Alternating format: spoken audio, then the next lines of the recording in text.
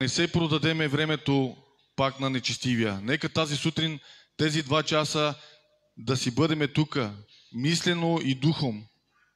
Да не бъдеме като Исав, който си продал първородното на брат си Яков, а ние да си търсиме нашето, за което сме дошли. Нека да се изправиме тази сутрин и да започнем с молитвата Отче наш. 3, 4.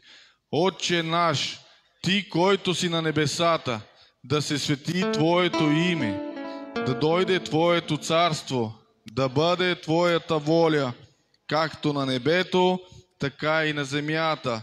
Дай ни днес ежедневния ни хляб и ни прости дълговете, както и ние прощаваме на нашите длъжници. Не ни въвеждай в изкушения, но избави ни от лукавия, защото и славата до вековете. Амин. Нека да дадеме слава на Бог.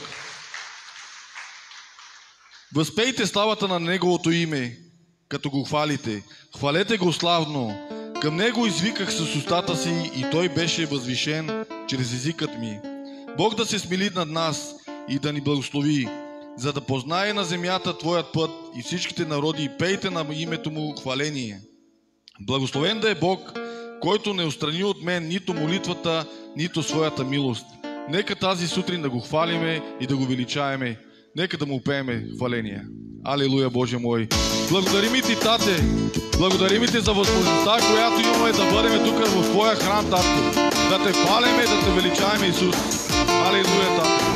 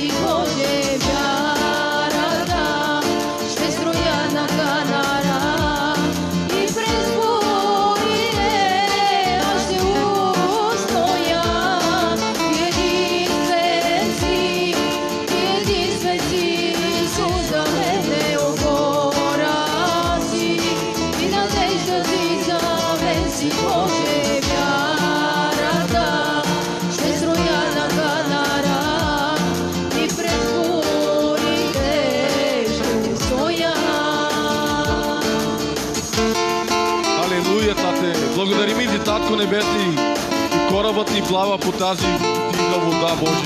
И Ти си капитанът на кораба, Боже. Боже, ни пазиш през цялото време, Боже. Благодарим Ти, Исус.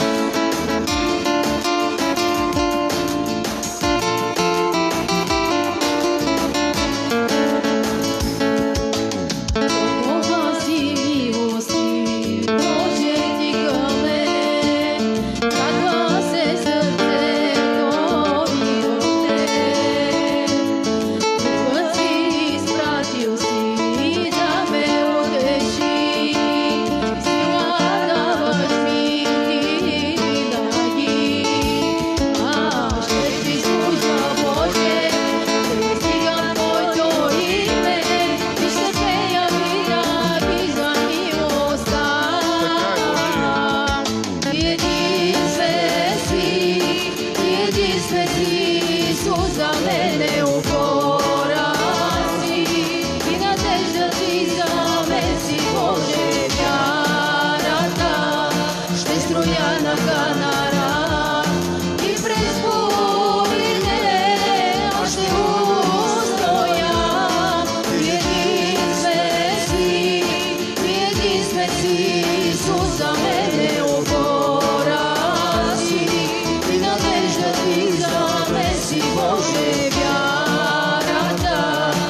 Строяна канара и през бурите ще устоя.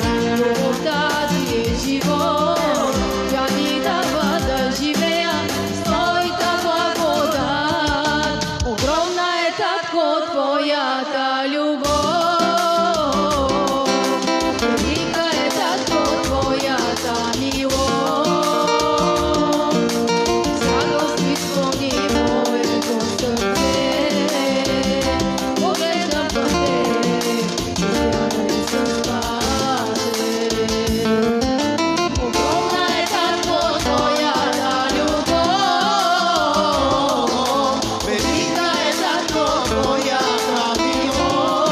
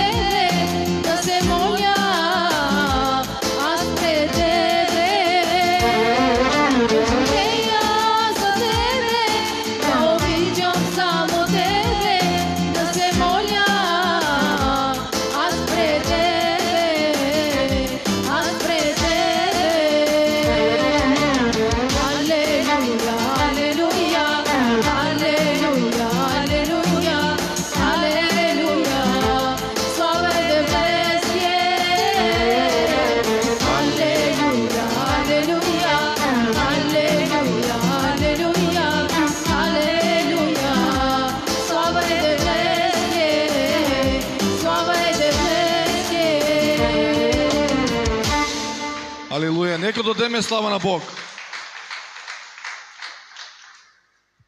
Сега е време да преминем към поклонението на Бог. Да се покланяме с дух и душа. Сине мой, не презирай наказанието от Господа и да не ти тяга, когато Той те изобличава, защото Господ изобличава онези, които обича.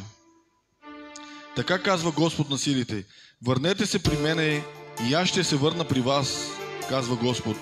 Извикайте към мене и аз ще ти отговоря и ще ти покажа велики и тайни неща, които ти не знаеш. Блазен онзи човек, който намерил мъдрост, и човек, който е придобил разум. Уповавай на Господа от все сърце и не се облягай на своя разум. И във всичките си пътища признавай Него и Той ще оправя пътеките ти. Нека тази сутрин да си наведеме главите и да се помолим на Бога. Господи Боже мой, благодариме Ти за тази сутрин дела. Святи Душе, заповядай в нашите сърца, Боже, да направиш обиталище, Господи. Исусе, моля Те, Татко, благослови ни дела, благослови народът си, Исус. Господи, ела, Боже мой, защото сме трудени и обременени, Тате. Но Ти благодариме, защото Ти ни даваш сила да може да устоиме, Татко. Благодариме Ти, Святи Души, че ни пазиш, Господи, всеки ден. И всеки ден си с нас, Боже мой. Алелуя, Тате.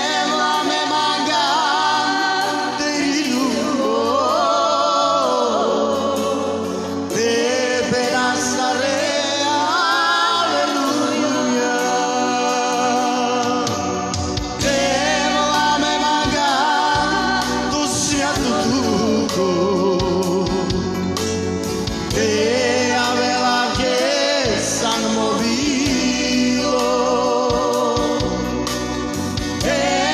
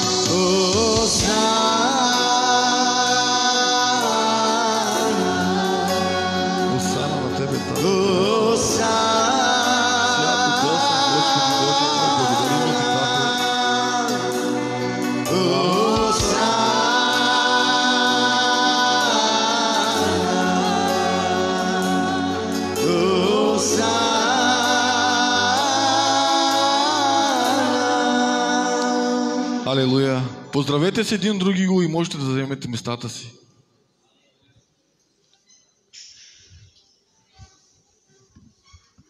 Как да бъдем в готовност, за постоянна готовност за Господния ден? Защото вие добре знаете, че Господния ден ще дойде като крадец нощем. Когато казват мир и безопасност, тогава ще ги постигне внезапна погибел, като родилните болки на бременна жена, и никак няма да избегнат. Но вие, братя, не сте в тъмнина, за да ви постигне ония ден като крадец. Защото вие всички сте синове на светлината, синове на деня, не сме от нощта, нито от тъмнината. И така, да не спим като другите и да бъдем будни и трезвени. А ние, като сме от деня, нека бъдем трезвени и нека облечем за бронен нагръдник вярата и любовта и да сложим за шлем надеждата за нашето спасение. Амин. Тази сутрин сега ще имаме дарение. Нека Бог да ви благослови за дарението. Нека Бог да благослови вашите финанси, да благослови вашите деца, вашите внуци. Бог да ви възвърне дарението в здраве, в любов и в щастие във вашите домове. Нека да пеем една песен на сестрите отзад да минат за дарението.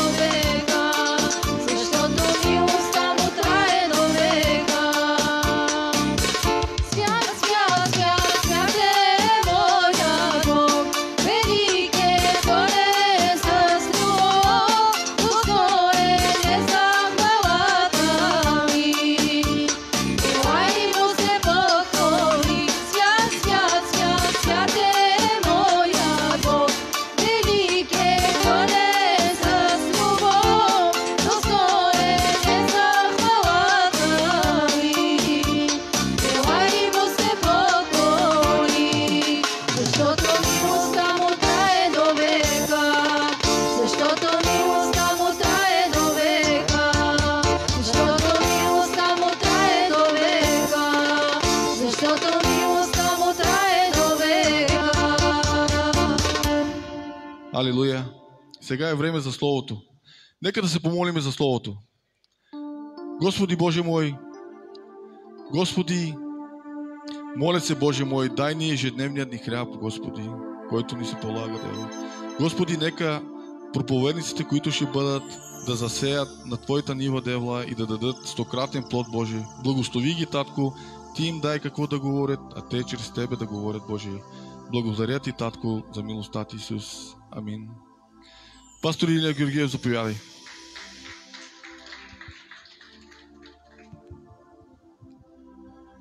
Брати и сестри, благодарим на Господа, че можем тази сутрин да бъдем заедно. Вчера сме имали женско служение. Знаете, поканихме сестарите да бъде помежду нас. Много от тях не дойдоха и аз искам да им благодаря на тези, които не дойдоха, защото обичат Господа. Няма да се сърдя, защото днес искам така да бъдем по-свободен и да се радвам на Божията благодат. Ще помоля там отзад тези, които са с дарението. Не знам, не ги виждам тия неща. Искам да ми донесете 2 кофички, за да ви кажа нещо много важно. Брати и сестри, аз съм доста впечатлен, доста замислен за това, което искам да ви кажа. И много казват, че дай му кофичките. Благодаря ти. Остави ги при мен. Много хора ми казват, че ръководим църквата. Не е така. Аз се ръководя от църквата и затова църквата ни не е в стандарта, който трябва да бъде според Божието Слово.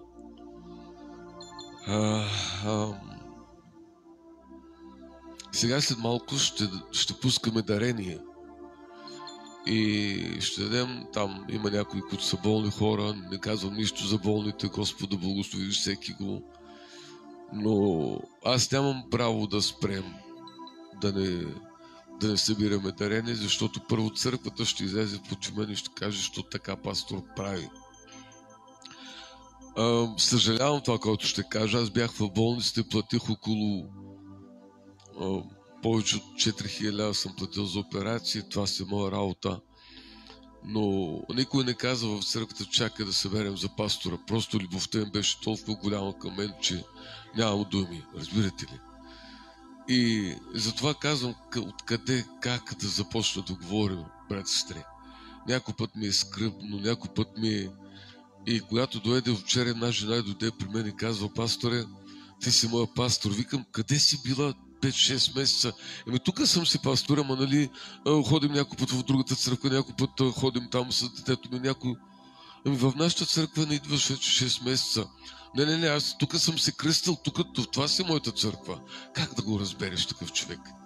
Разбираш ли? Как? Не знам как да го... Ти си моя пастор и след това ми каза: да знаеш, ще имаме там в къща, ще имаме някои неща, ще направим и трябва да дойдеш. За това съм нейния пастор, защото трябва да дойда. Разбираш ли? И аз си казвам: Господи, колко си велик, колко си добър, колко си милостив. И само на някой, ако кажа нещо, веднага се събират 4-5 човека и започват: пастора лош, пастор лош, пастор лош, пастор от тия 4-5 човека. И се чудим някой път, това е нашата църква, нямаме гости. Това е нашата църква. По някой път се чудим какви правила, как да станем до там, за да може да, църквата да ме разбере, аз да ги разберем и така нататък. И затова сега започва сезона. Само след няколко време ще почват сватбите, разбирате ли? Само този месец да мине, започват сватбите. Ела да видиш пък на сватбите какво стават. Идваме, все едно от плажа идваме. Аз заявявам пред Господа и пред вас.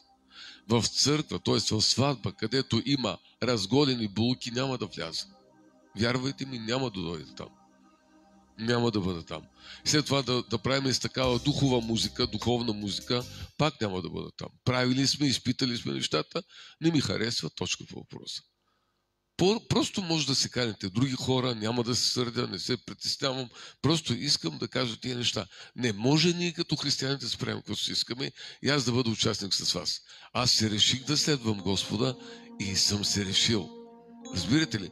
Затова ще бъдат някои промени в църквата, някои неща ще станат в църквата, някои ще кажат дали пастора не е в час, дали пастора не е разбрал и така нататък. Аз мисля, че вие не сте разбрали. Аз си мисля, че вие не сте разбрали. Добре, оставете така, момчета, после ще ги оправите. Така е, хваленото идва в 10:15, вие идвате в 10:30 и сега, когато хората ви слушат, вижте, правете нещата. Вижте, такава някаква дисциплина, да има някакъв ред, някакви правила. И някой ми казва: ама ти само се сърдиш. Не се сърдим. Искаме да създадем някакво уважение към Господа. Това е уважение към Бога. Това е почет към Бога, да дойдеш на време, да седиш там, където трябва, да слушаш Божието Слово, когато има молитва, да се явиш на молитва, когато има проблеми в църквата, да обърнеш внимание там в проблемите, ако можеш да помогнеш. Тия неща трябва да ги направим, разбирате ли? Вчера ние сме ги изброили, само 10 жени, мисля, бяха, аз ги изброих, Цецки, не дам ти дали си ги изброила, аз съм ги изброил, 10 жени бяха, всичките наши жени бяха 10 жени. Представяте ли си? От толкова много жени. Ако сега направим нещо, първо жените излизат от нашата църква и се отиват. Първо женските, момичета излизат. И аз си казвам: добре, къде са сега? Къде са ние? Похарчихме. Сега съм дал 2750 лева съм дал за пелети. Вчера около 1000 лева сме дали там за храна, за разноски. Това са пари, разбирате ли? Пари. И сега няма какво да направим. Аз няма да се спра. Не знам кога ще се спрем. Ще събираме дарение там за една наша приятелка и така нататък. Не казвам, че не трябва. Трябва. Но не някой да ни налагат. Разбирате ли? Това е грях. Църквата трябва да дава. Църквата трябва да дава. Ето, църквата трябва да дава. И сега искам да ви кажа, защото в кофичката съм служил само 5 лева. Нямам, защото правим икономия. Нямам. Разбирате ли? Както всеки няма. Но тук ще слагам 50 лева. За да не се сърди никой. Не, че имам. Но за да не се сърди. И отново казвам, никакво уважение, никаква почет, никакво... Пастирът трябва да го направи. Правим го. Щом трябва, правим го. Затова, ако можем да стигнем до разбиране, слава на Господа. Слава на Господа. За десятъци в църквата въобще не трябва да говорим, защото ще излезат от църквата. Разбирате ли? За дисциплина трябва да говорим, защото няма да дойдат. Такива неща. И аз си казвам, Господи, то да направим. Затова, Сашко, искам да изпея една песен. Знаеш коя песен ще изпея? Махни се, Сатано. Нали знаеш тази песен? Халелуя! Ще изпеем тази песен и ще даваме дарение според Божията воля да помогнем на тези хора, които имат нужда, Господ да ги благослови там, където ще отидат парите, но не е само парите. Разбираш, напоследък помагаме на хора, които въобще не познават църквата ни. Въобще никога не са дали в църквата някои неща. Никога. А налагат да го направим. Аз с много неща не съм съгласен. Но няма как. Разбирате ли? Първо църквата излиза против мен. Не казват, както решава пастор, така ще го направим. Разбирате ли? Затова се моля и се казвам, Боже, научи църквата ни да бъде правилна в разбиране, в Божието Слово, в Божията истина, Божията благодат. Ние не можем да помагаме на един човек от нашата църква, а някъде помагаме. Разбирате ли? Това ми е проблема и си искам и се моля на църквата. Боже, дай ни възможност, дай ни сили, дай ни правилно говорене, дай ни правилно видение, дай ни правилно размишление, за да се слави името Ти. Нека да изпеем песента, приятели. Готови сме. Халелуя! Тези, които имат да дават, нека да дават. Тези, които няма да дават, нищо не казвам. Сега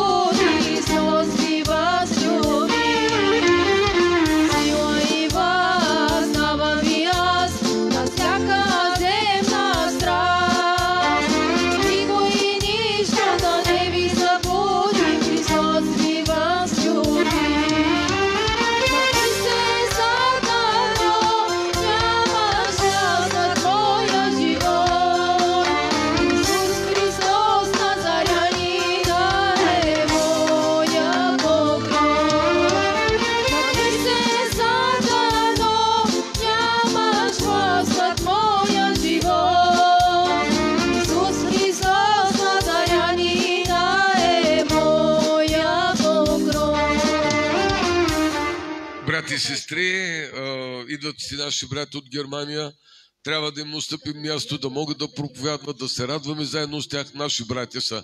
Господ да ги благослови. И затова помежду нас е Йоло, помежду нас е Вергил, помежду нас е Начко, и ние искаме всички да се радваме. Всички да кажем някои неща. Имаме толкова време, виж, 11 часа 15 минути. Йоло и Начко ще проповядват, аз и Вергил ще изпеем няколко песни. Господ да благослови, пастор Йоло, заповядай.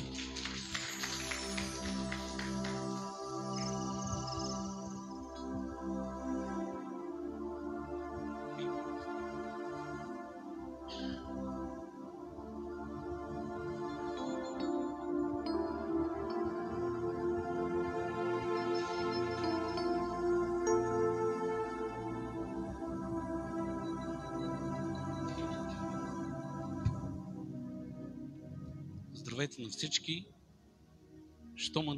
Що имате търпение да изчакате, т.е. да изслушате моят пастир или моят баща, би трябвало да имате и възможност и време и за мен да ме изслушате не по-дълго от 10 минути. Радвам се за този ден, че съм тук на това място, и когато ние сме в домът на Господа, там някои неща ще станат. Божието Слово ни говори, че там, където са двама или трима събрани в Неговото име, там е и. Ние се събираме по много различни начини. Събираме се къде ли не, на всякакви празненства, и много пъти там, където се събираме, там не е Господ помежду тях. А Божието Слово ни говори, че там, където са събрани двама или трима в Неговото име, Той е там. Тази сутрин, понеже е такъв денят, искам всички заедно да се изправим за една кратка молитва. Честит празник на всички! Някога ние бяхме деца, а сега ние сме малко по-голями. Ние някои сме на почти вече на 50 пепи, и има някои, които са по-стари. И тези, които са по-стари, имат деца, имат внуци, дори имат и правнуци.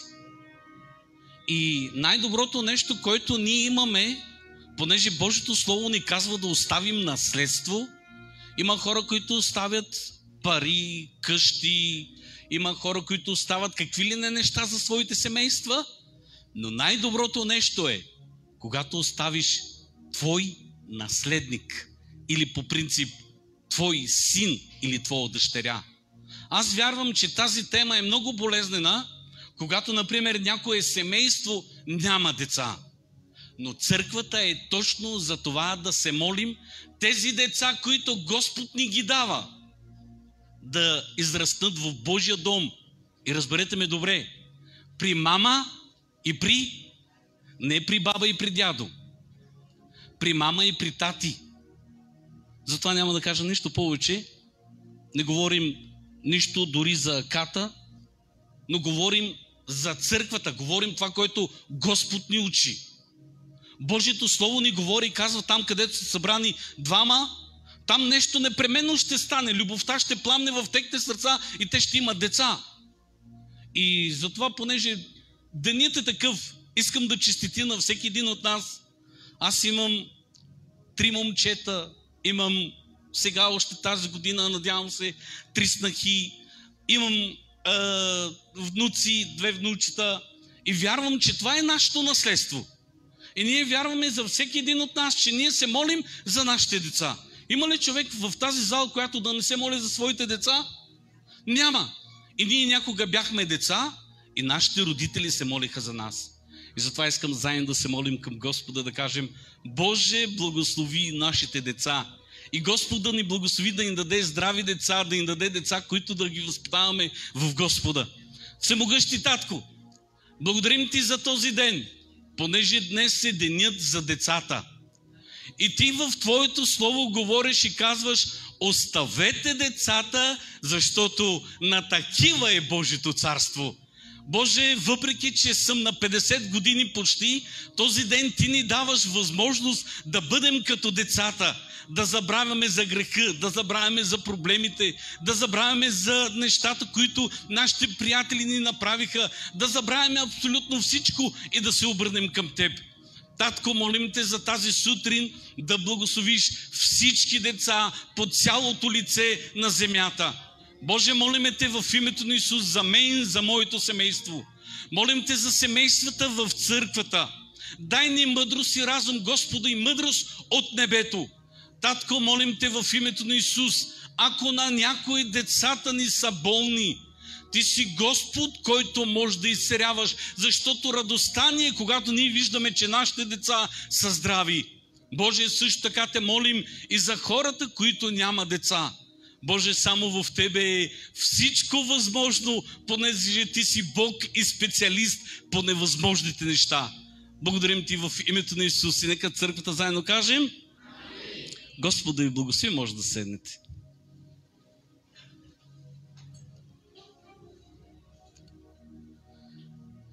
Дай ни Деяните на апостолите, 1 глава, 4 стих.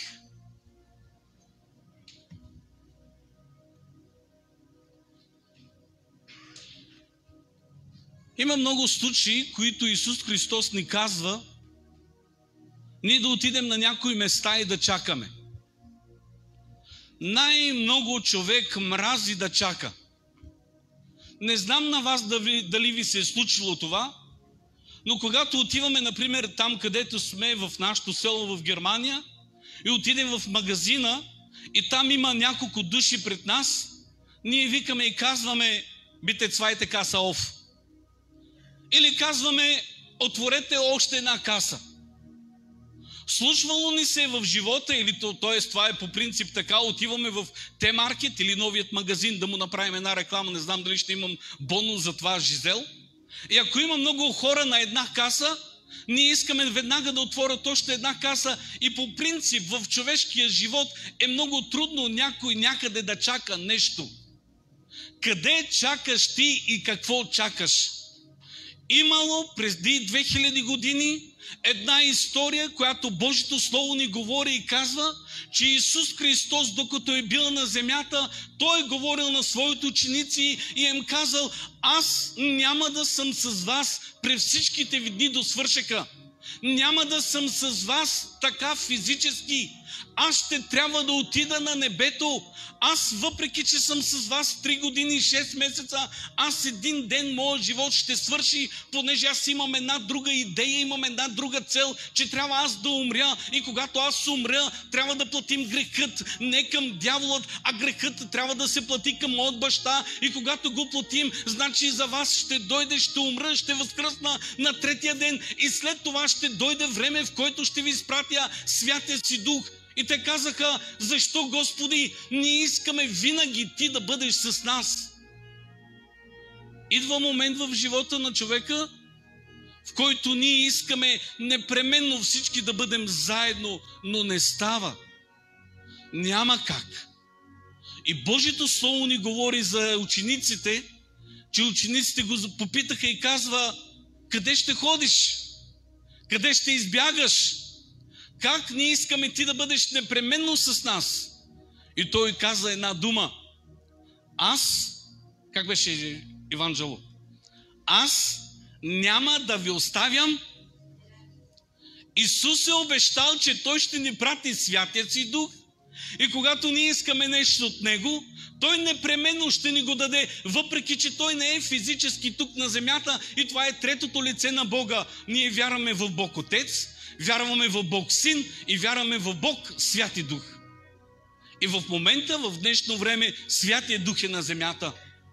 Божието Слово ни говори, че Святия Дух е като подпорка, когато идват стари хора, например като баба Ванка, дойде с бастунчето си, идва и това е нейната подпорка, която я подпира, или бастуна я подпира, за да тя може да дойде. Исус е твоята подпорка.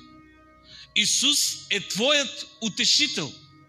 И понеже искам много накратко да прочетем тази история в Деянията на апостолите, 1 глава, 4 стих до 8 стих.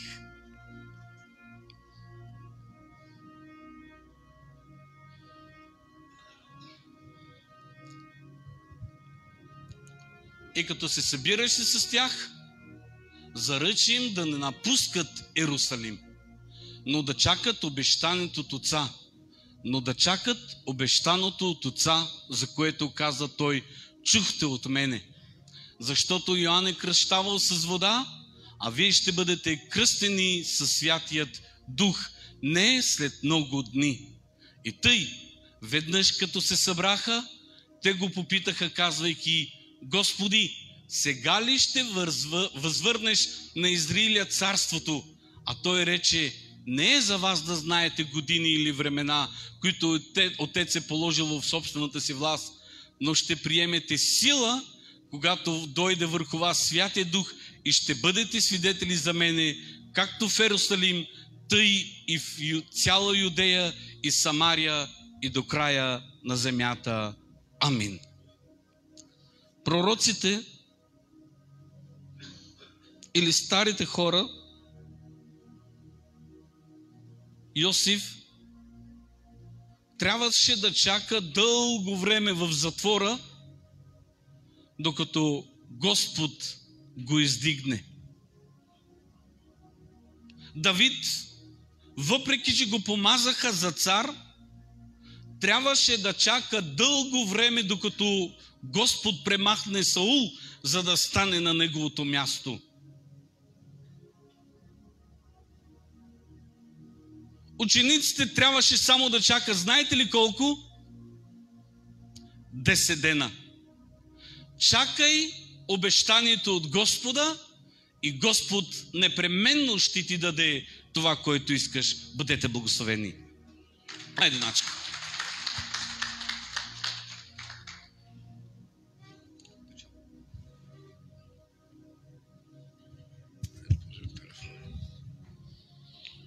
Слава бъде на Господа.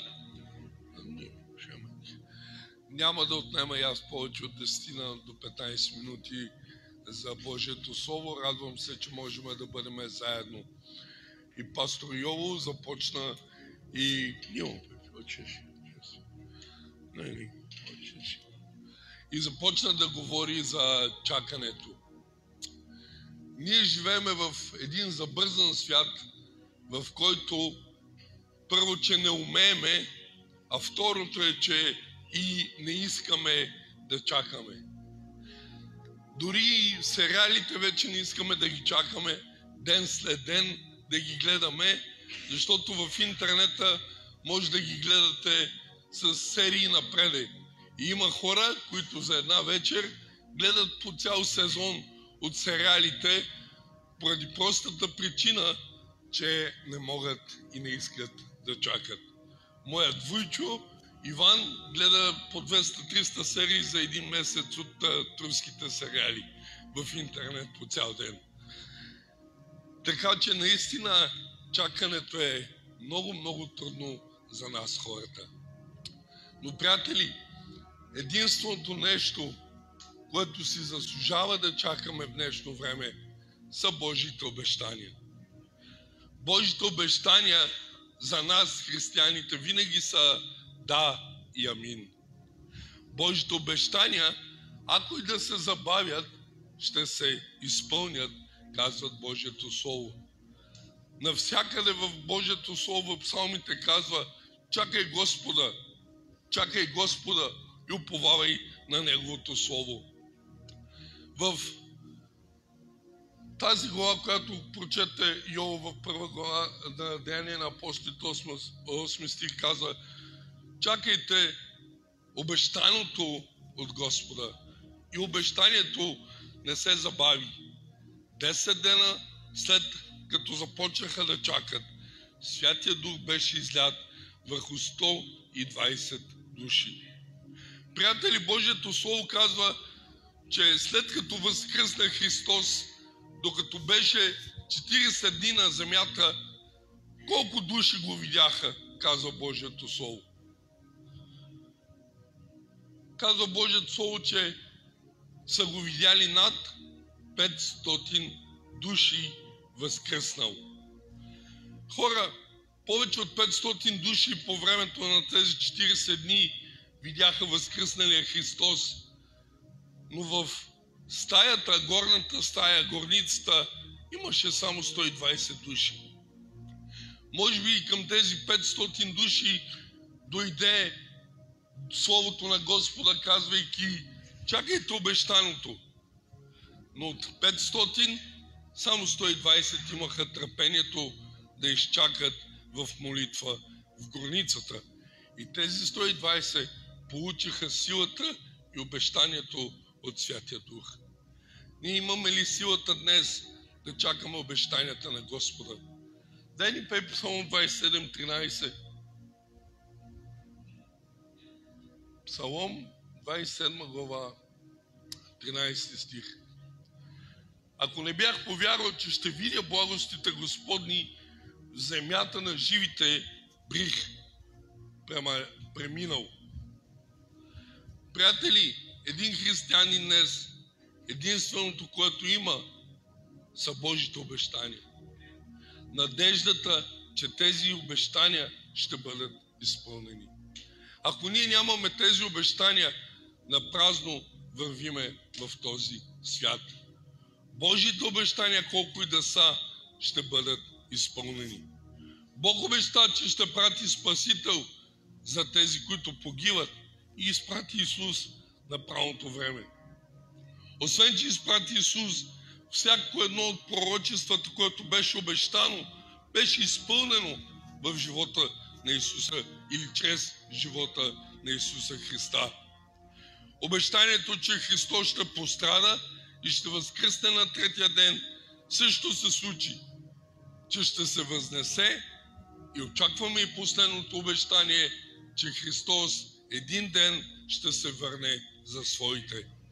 Това е нашата надежда да видим благостите на Христос. В Лука 2 глава, 25 стих надолу, се пише за един възрастен човек, стар човек, който се казваше Симеон.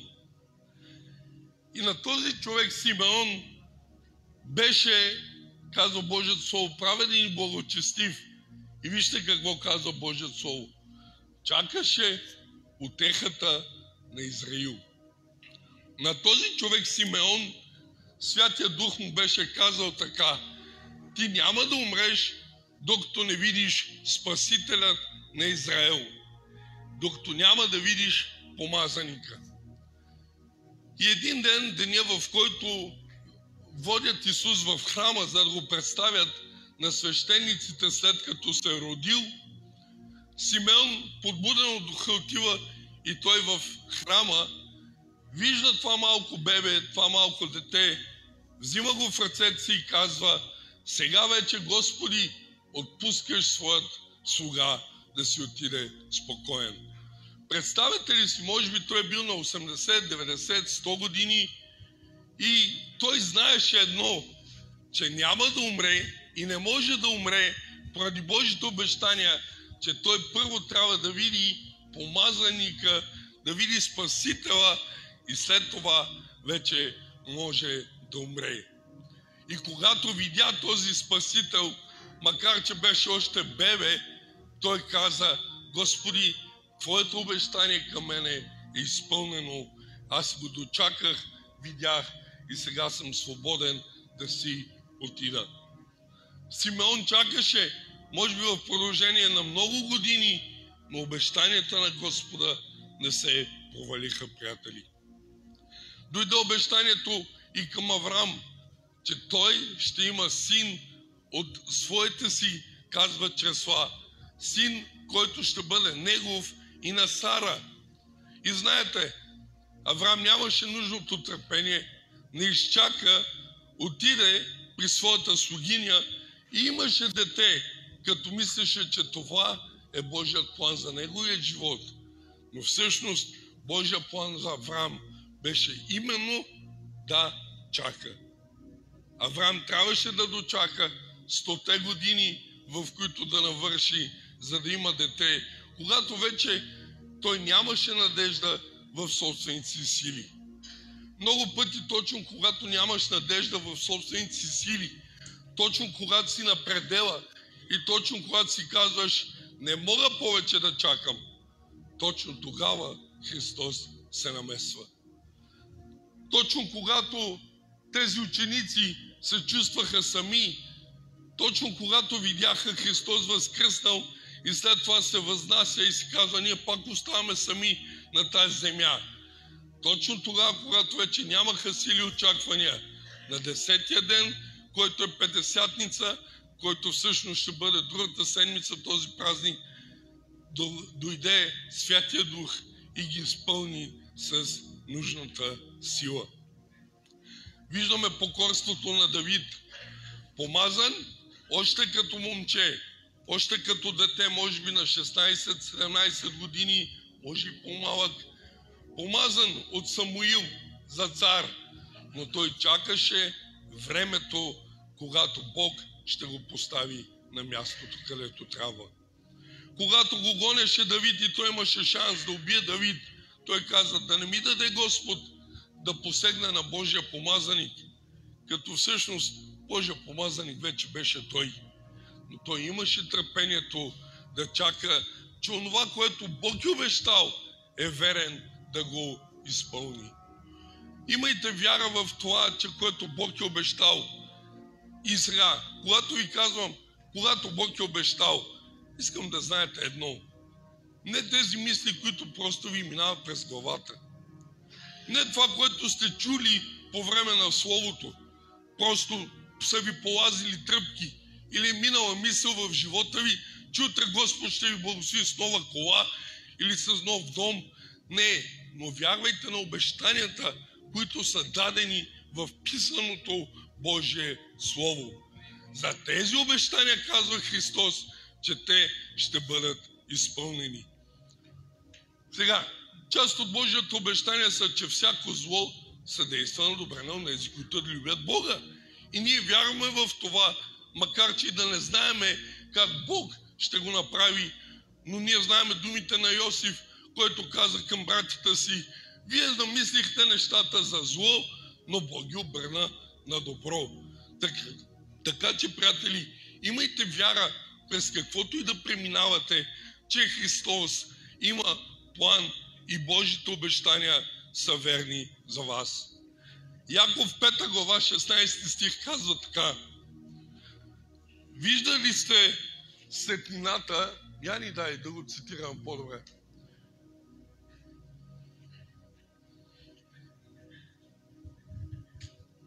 Може да е третия, не знам. Добре, казва, виждали сте светлината на Йов и неговото дълго търпение, докато чакаше Господа. И ние знаем какво казва словото на Йов. Един богат човек, имаш всичко, имаш 7 сина, 3 дъщери и безброй много добитък. И в един само от дните той изгубва всичко, което имаше. И добитъка, богатството си, децата си, всичко. Не само това, но до Йов достига и нещо друго, което е една коварна болест в живота му. И когато Йов вече беше изгубил всичко, идва жена му и му казва, какво чакаш още? Похълни Господа и умри. А Йов каза едни много разумни думи. Само доброто ли да приемаме от Господа, а злото да отвърляме?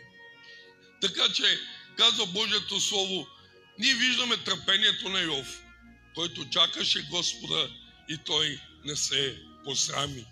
И казва Божието Слово, виждаме светлината му, или това означава, че виждаме краят на живота на Йов. Какъв беше краят на живота на Йов? Бог му възвърна това, което беше изгубил 2 пъти в повече. Беше му дал отново 7 сина и 3 дъщери, които, казва Божието Слово, дъщери бяха най-красиви в цялата онази земя. Бъдете готови да чакате Христос. Не съдете за своят живот или за живота на някой друг по сезона, по който този човек преминава. И има една история за търпението, която искам да ви разкажа. Един баща имал 4 сина. И когато подраснали децата, той решил да им даде урок, като прати всеки един от синовете си да наблюдава едно крушово дърво, което те имаха в задния двор в градината. Първият син отиде по времето, когато беше зима. Постоя, погледа дървото, размишлява върху дървото и се прибра. Вторият син отиде, когато беше вече пролет. И той постана, обиколи дървото, видя какво става там, поразгледа дървото и се прибра. Третият син отиде във времето на есен и той видя дървото, наблюдава го, записа си там каквото е видял. И третия син отиде по времето на лятото и четвъртия син по времето на есента.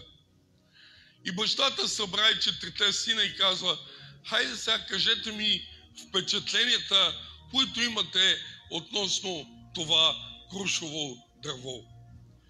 И дойде първият син, който беше виждал дървото през зимата и каза: дървото е сухо, твърде сухо. Беше почти изглеждало като умряло. Беше сковано в лед и в сняг и като че ли нямаше живот в него. Вторият син прекъсна брат си и казва: не, дървото беше се раззеленило. Имаше дъх на толкова много обещания в себе си, като че ли ще има много плод на него. Беше толкова красиво. Третия брат каза вече: вие се бъркате, приятели, братя. Дървото имаше вече дори плод и толкова ароматно хаеше, изглеждаше толкова красиво, ставаше вече дори и за ядене от плода му.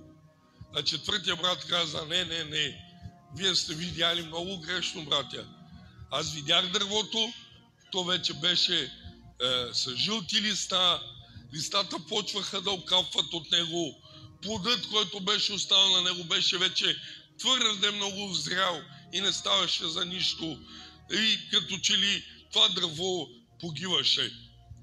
Тогава бащата се обърна към синовете и каза: това е така, защото никой от вас нямаше търпението да види дървото през всичките му сезони. Вие съдите за дървото само в сезона, в който сте го виждали. Много пъти ние съдиме за нашия живот или за живота на някой друг само по сезона, по който преминава. Ако си срещнал човек, който минава в трудно време, в труден сезон, ти си останал впечатлението, че той е повален, че той е победен, че той е изгубен. Ако си го видял в сезон, в който е добре устроен и има добри финанси и се случват неща в живота му, ти оставаш впечатлението, че този човек е успешен, че той върви напред, върви нагоре. Но знаете, казва Божието Слово, както и към Йов: видяхме светлината на живота му. Има и дългото търпение да преминеш през всичките сезони заедно с Господа. Ние знаем една притча, която казва: дойде стопанин на една земя и зася жито и отиде и легна и спа. А на сутринта през вечерта, казва, някой неприятел дойде и по времето, когато се беше засято житото, зася и плевели. И когато вече пораснаха житото и плевелите се различиха, слугите на стопанина каза: да минем ли да обереме житото, т.е. плевелите, за да расте житото свободно. Но тогава господарят каза: не дейте, да не би заедно с житото да оплевите, с плевелите да не би да оплевите и житото. Приятели, нека да имаме дългото търпение да живееме и с плевелите в живота ни, но да знаеме, че ние сме жито. И имаме обещанието един ден житото от Господа да бъде събрано в хамбарите, а плевелите да бъдат изгорени с вечния огън. Така че вярвайте на Божието обещание, че добрината на Господ е за вас, че обещанията на Господа са за вас. И самият Йов казва в 13 глава, казва: ще чакам Господа, дори и Той да ме убие. Имайте обещанията на Господа в живота си. И знайте, че Господ е винаги с вас и до вас. Вярвайте в тези обещания. Чакайте Господа и така няма да се посрамите. Бъдете изобилно благословени.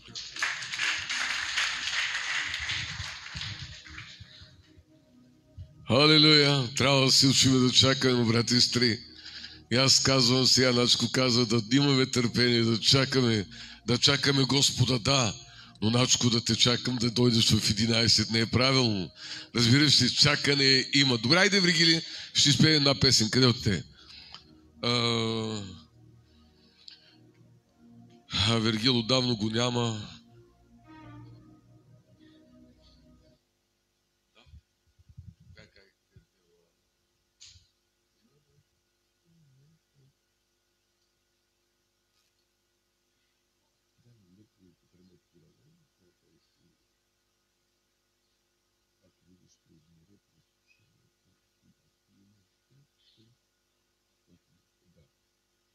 Халелуя! Брати и сестри, радваме се на братята, на сестрите и казвам, тогава, когато можем да имаме вяра, когато можем да имаме търпение, когато можем, но някой път, вярвайте, човешкото търпение е така ниско, окончателно, не е точно някъде и бъркаме някакси, по някакъв начин. Затова моля се, аз също се моля за търпение, Господ да ми даде търпение, за да можем да стигнем до това становище, където Бог казва, защото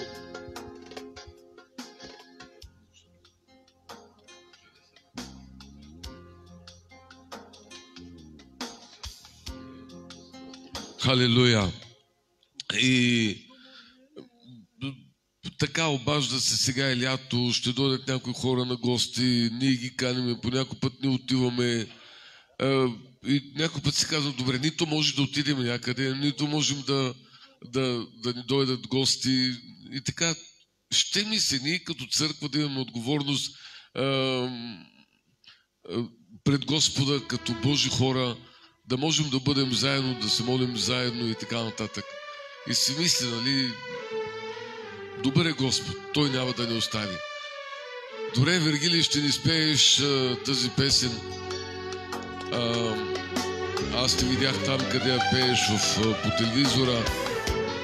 Може да ни кажеш как дойде тази песен и така.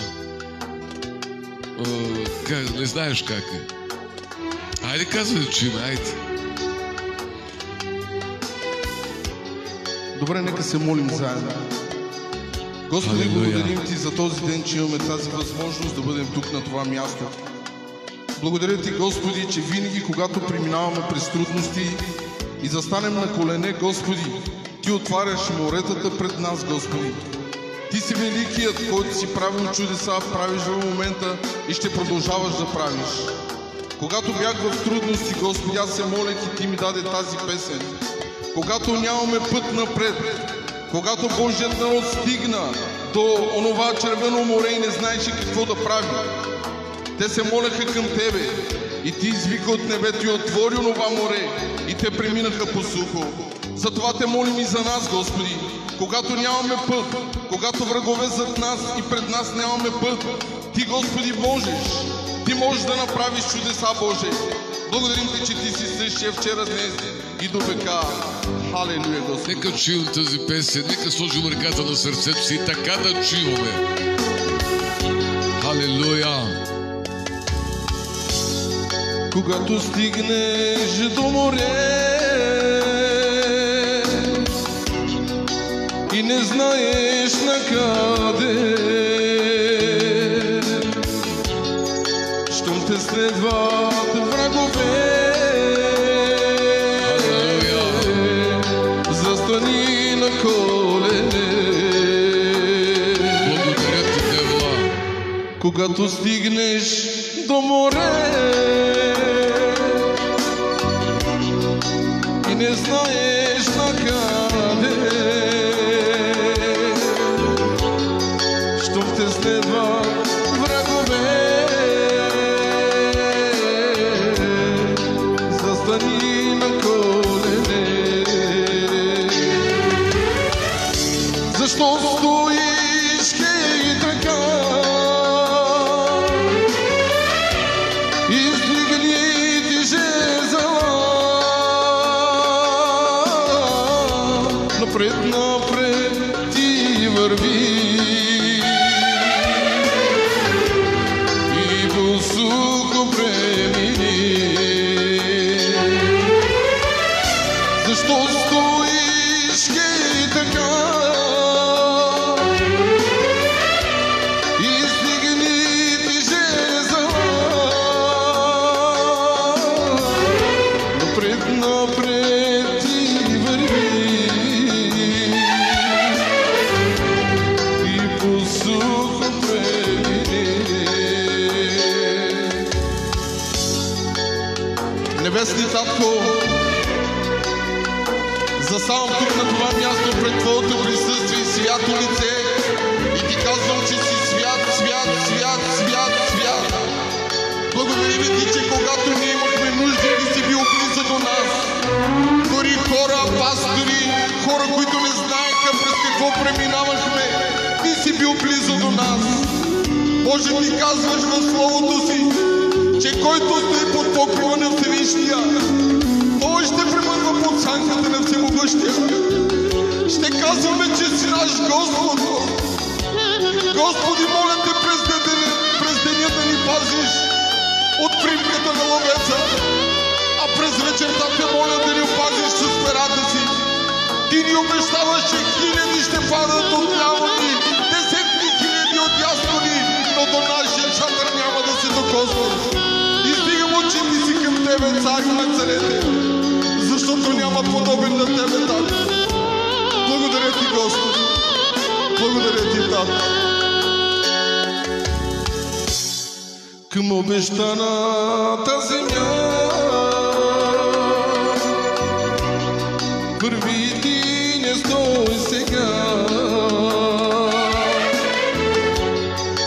Там, където е добро и далеч от всяко зло. Към обещаната земя Ти върви, не стой сега. Там, където е добро и далеч от всяко зло. Защо стоиш хей така? Издигни ти жезъла,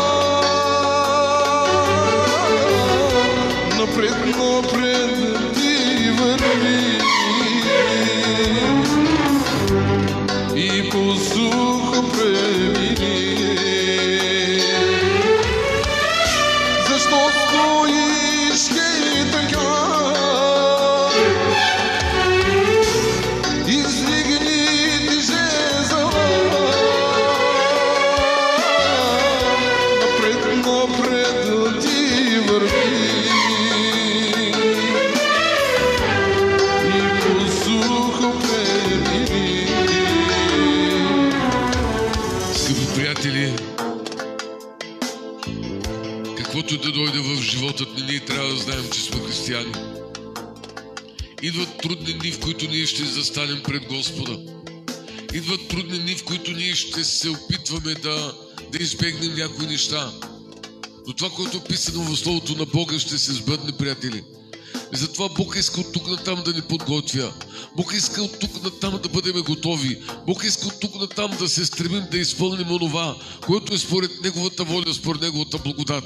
Защото Христос ни казва, че ще дойдат усилени времена, ще дойдат трудни времена, ще дойдат времена, в които ние ще се питаме, ами сега на къде?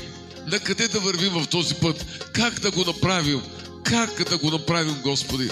Затова чуем, приятелю, ако този ден ти си пред Господа, ти си чул, че трябва да имаш търпение да чакаш идването на нашия Господ Исус Христос, защото Той може да промени, Той може да освободи, Той може да благослови, Той може, защото на Него му е дадено да се изпълнят Божите неща, за да се прослави името на Бога. И сега аз ще ви помоля, може да се справим заедно.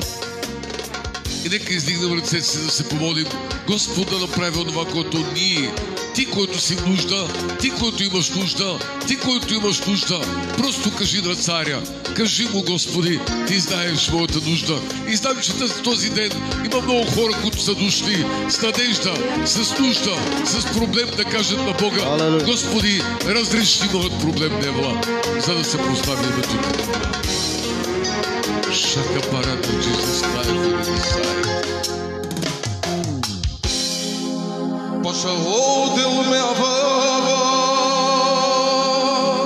Велик си, Господи.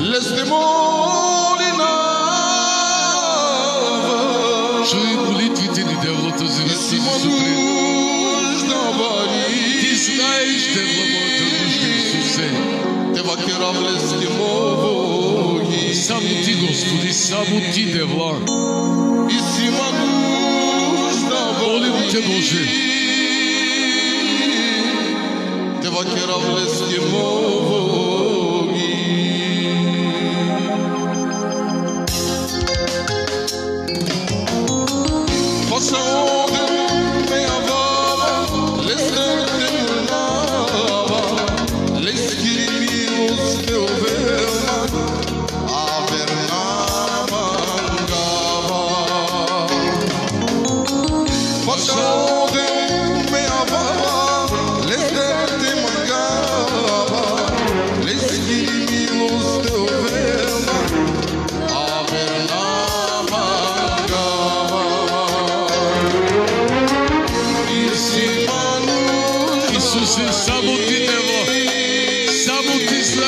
Исус, само Ти, Царю мой.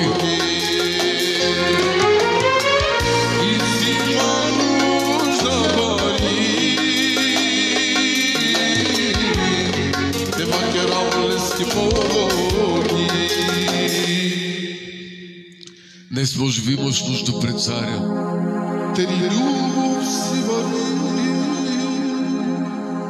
Господи, моля Те, Твоята милост е толкова огромна, Девла. Само Ти, Господи, можеш.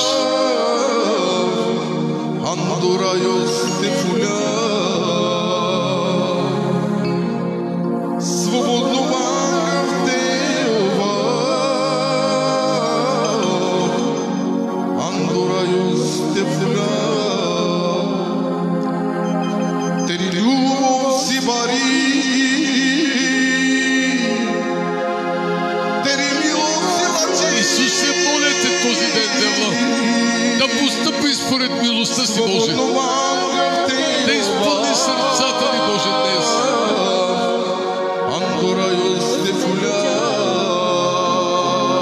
Хайде да издигнем ръце си да кажем: свободно магата на Девла. Хайде да кажем заедно.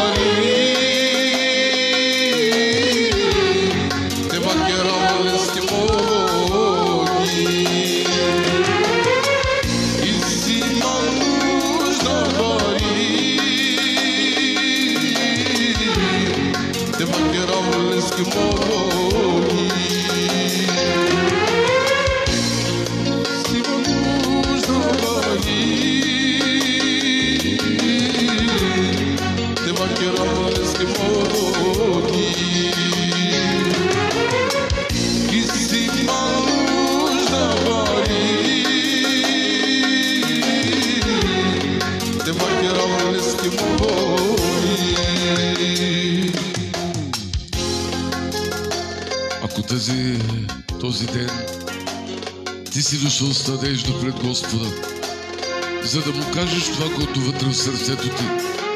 И вярваш, че Бог ще чуе молитвите ти. И вярваш, че Бог ще направи нещо в живота ти. Тази сутрин може би е твоя сутрин. Този ден може би е твой ден.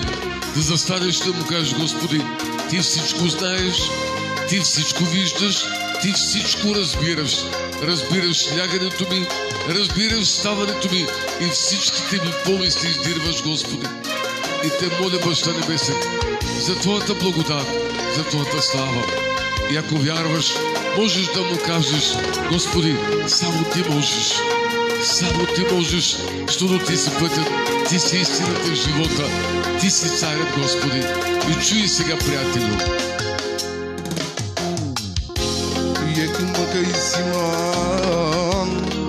Me vileste, e cum că isiman, me sărțeste, paștu-te avava. Devla, O Iisuse, Spasitelul meu, e cum că isiman, me vileste, e cum că isiman, me sărțeste, paștu-te avava. O Iisuse, Spasitelul meu, Tu ce-anes morovilă, Tu ce-anes meriboca, Tu dices всичко манке дева. Tu ce-anes morovilă, Tu ce-anes meriboca, Tu dices всичко манке дева. може да седнете, брат и сестри. Вергилий, до вечера ще имаме от 7 часа домашна група. Ще бъдем тук в църквата от 7 до 8:30. Ще пеем за Христос. Ще има въпроси, които някои ще искат да споделят, някои ще искат да кажат, някои за някои неща, които... И така, ако има някой да каже нещо, да прослави Бога, защото всеки път викат: ама аз не съм, давай бълваки. Айде.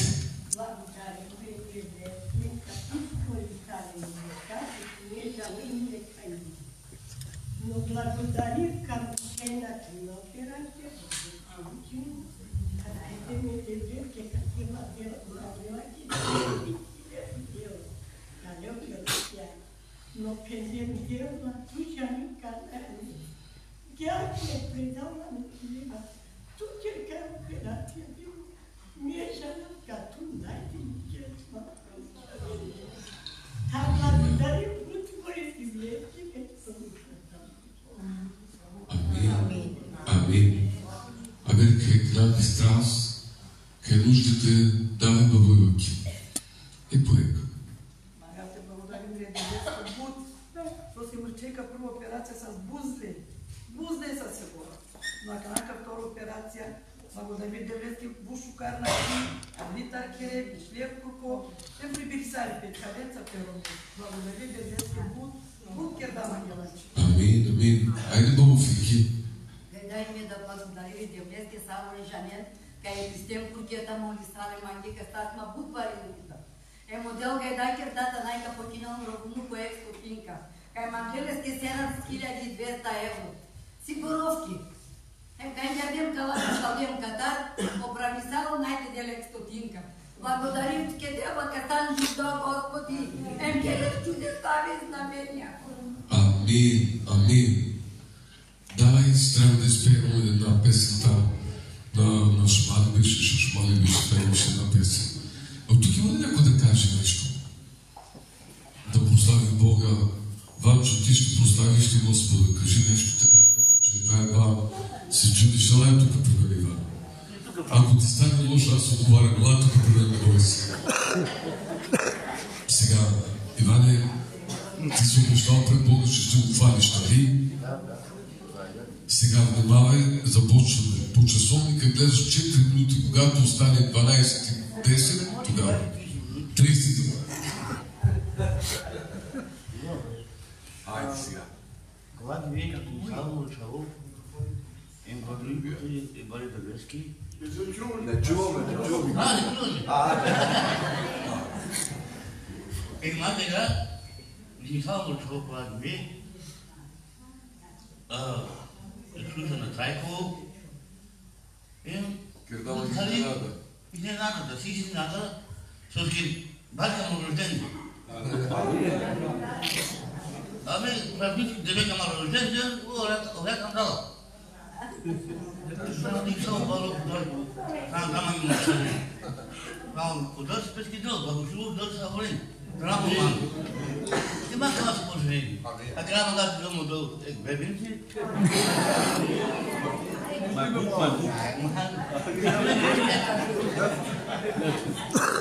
Има ги я буду благословил девечки. Абе, нашо ти вакира.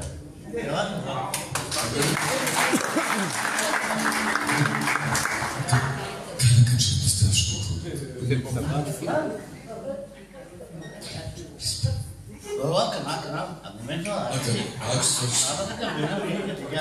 Ти гледа ви първо слава карадоса. Добре, толкова. Алелуя. Брат и сестри, отново повтарям вечера на 7:00 тези, които искат, желаят. Знам, че Вергилий по-свободен, Сашко ще бъде тук, Валерия ще пее за Господа, ще се молим. Тези, които време нека се повярват. И така, нека изпеем само тази песен.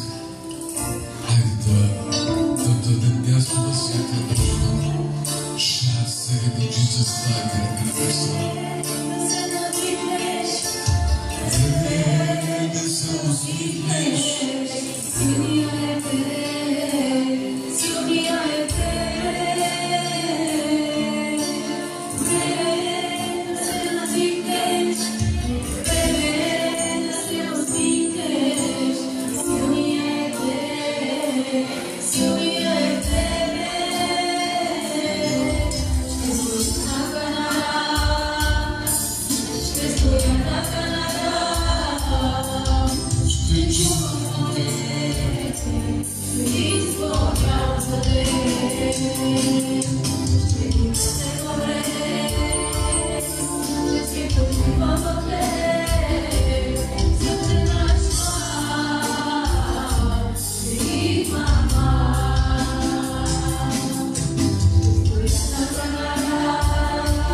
Нека да се изправим сега, брат и сестри.